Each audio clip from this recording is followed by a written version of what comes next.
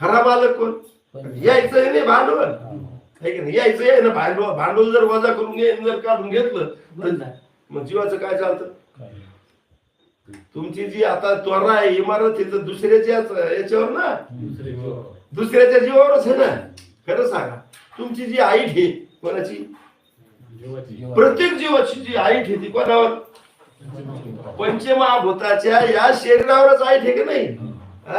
आणि पुन्हा ते मग तसं तरी म्हणावं ना, काय बरं नाही बाबा, उपकार जाणव द्यायचे, काय बरं नाही बाबा, तुमचं शरीर आम्हाला मिळालं म्हणून आम्हाला हे कार्य करता यायला असं म्हणाव का नाही? पण तिथं येऊन शहाणपणा करायला, हे शरीर माझं काय करायला आहे येड्यात. जीव कशामुळे झाला? खरं सांगा, अज्ञान म्हणजे काय? येडेपणाच ना. जीव झाला येडेपणामुळं. राहायला या शरीर